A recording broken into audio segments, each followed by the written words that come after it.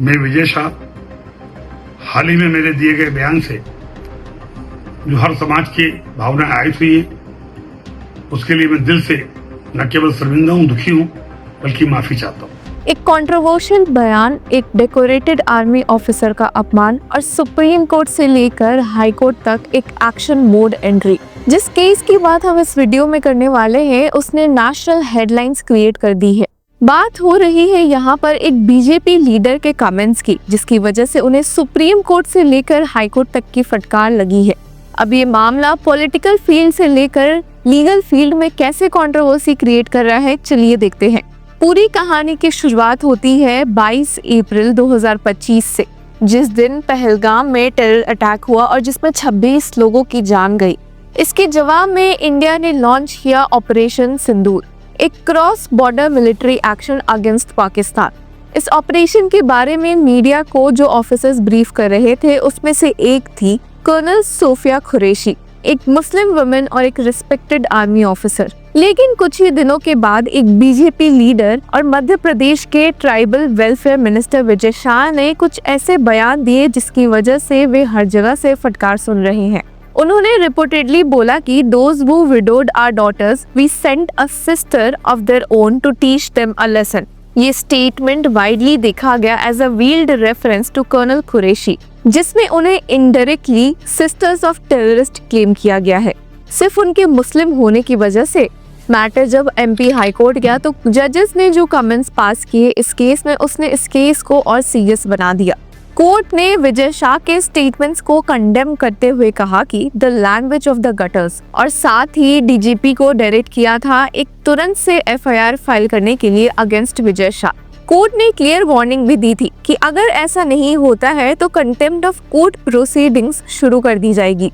अब high court के order के तुरंत बाद ही पुलिस ने एफआईआर फाइल कर दी थी। हालांकि मामले को थोड़ा शांत करने की कोशिश करते हुए विजय शाह ने एक अपॉलजी वीडियो पब्लिक किया। मैं विजय शाह हाल ही में मेरे दिए गए बयान से जो हर समाज की भावना आहत हुई है उसके लिए मैं दिल से न केवल शर्मिंदा हूँ, दुखी हूँ, बल्कि माफी चाहता हूँ। हमारे देश की वो बहन सोफिया कुरैशी राष्ट्र धर्म निभाते हुए जाति और समाज से ऊपर उठकर उन्होंने जो काम किया है वो हमारी सगी बहन से भी ऊपर सम्मानित है। हमारी सेना और हमारे सोफिया बहन के साथी जितने भी जिन्होंने हमारी उन बहनों का बदला लेने के लिए, हिंदुस्तान का मान सम्मान रखने के लिए और हमारे विरोधियों को धूल चटाई है। और जिसके साथ ही वे तुरंत सुप्रीम कोर्ट भी जा पहुंचे एमपी हाई कोर्ट के इसी ऑर्डर को चैलेंज करते हुए। अब विजय शाह को रिप्रेजेंट करते हुए सीनियर एडवोकेट विभा दत्ता मखीजा दिखे थे, जिन्होंने कहा कि विजय शाह ने अपनी गलती पर पछतावा भी दिखाया है, एक पब्लिक अपॉलजी भी इशू की है, तो उनके खिलाफ एफआईआर जो फाइल हुई है उस पर स्टे लगना चाहिए। हालांकि newly appointed CJI B R Gavai इस मामले में काफी नाराज दिखे मिनिस्टर से। सीजीआई बीआर गवई और एजी मशी की बेंच ने बहुत ही स्ट्रिक्ट रिमार्क्स मिनिस्टर के खिलाफ पास किए। उन्होंने कहा कि ये कमेंट्स हाईली अनएक्सेप्टेबल और इनसेंसिटिव है।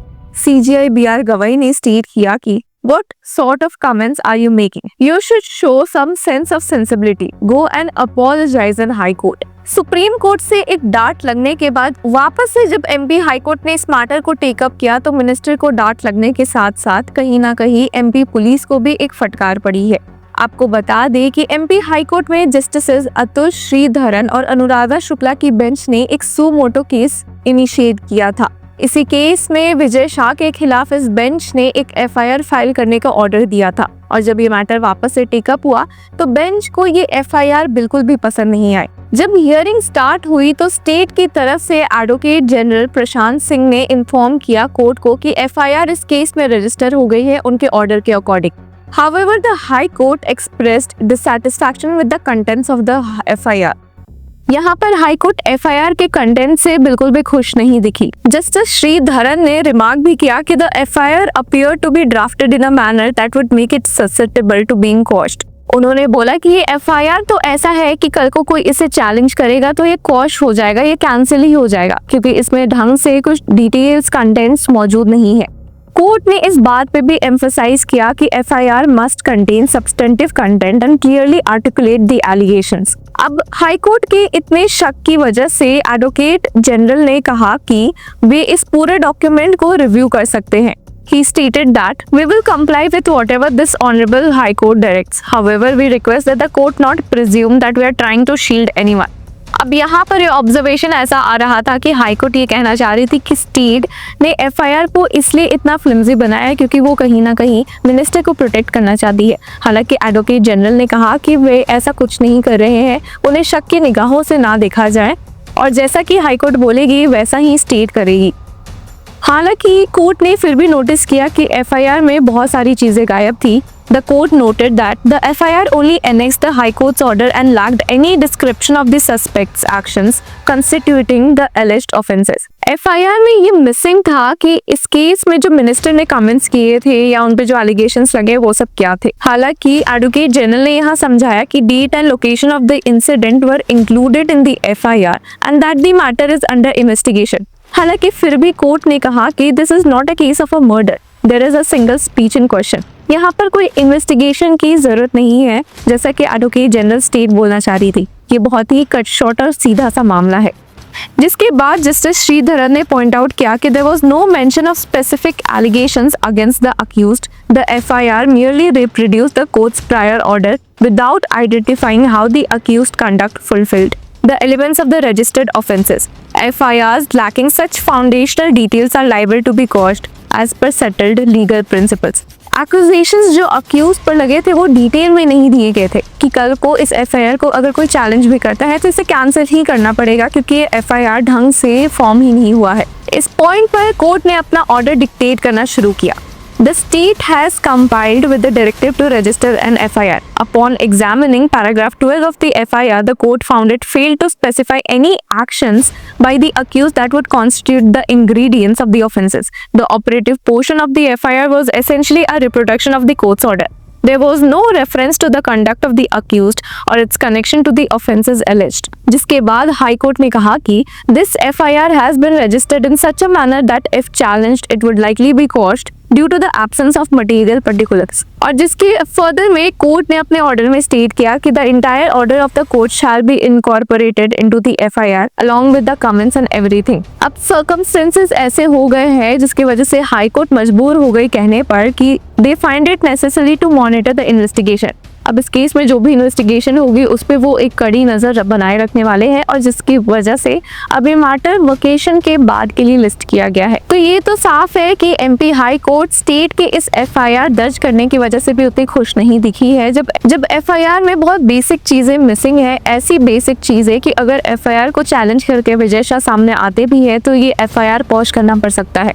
पर स्टेट ओपन दिखी है कि वे इस एफआईआर को चेंज करेंगे, अमेंड करेंगे और इसमें कंप्लाई करेंगे कोर्ट के हर एक ऑर्डर डायरेक्शन से। अब आपको बता दें कि इस एफआईआर में सीरियस चार्जेस इंक्लूड किए गए हैं। Section 152 of BNS which deals with endangering the sovereignty, unity and integrity of India through acts. Section 196(1)(b acts that disturb harmony between different communities and can breach public peace. Section 197 subsection 1c making comments against a community member that could disturb social harmony. हालांकि हमने आपको बताया कि legal field के अलावा political field में भी एक तूफान मचा हुआ है। कांग्रेस लीडर जयराम रमेश ने ट्वीट करते हुए कहा कि Why has the PM not yet sacked the Madhya Pradesh minister who made the most disgraceful and totally unacceptable remarks against Colonel Sofia Qureshi? It is not enough for the National Commission of Women to deplore these remarks. The minister's atrocious remarks reflect the BJP's diseased mindset really.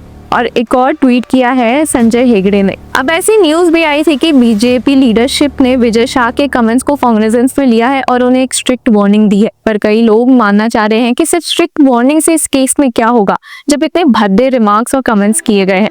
इस पर संजय हेगड़े ने tweet करते हुए कहा है कि Why has he not been sacked? Are our army heroes expendable? When the MP High Court ordered the lodging of a FIR, was that not enough of a cue for the party? हालांकि आपको बता दें कि supreme court में विजय शाह की उम्र से मौजूद सीनियर एडवोकेट ने कहा था कि मीडिया ने इस केस को, इस कमेंट को बहुत ओवर हाइप कर दिया है। वे असल में सोफिया कुरैशी की तारीफ ही कर रहे थे और अपने अपॉलॉजी लेटर में भी बीजेपी लीडर विजय शाह ने यही बातें दोहराई है।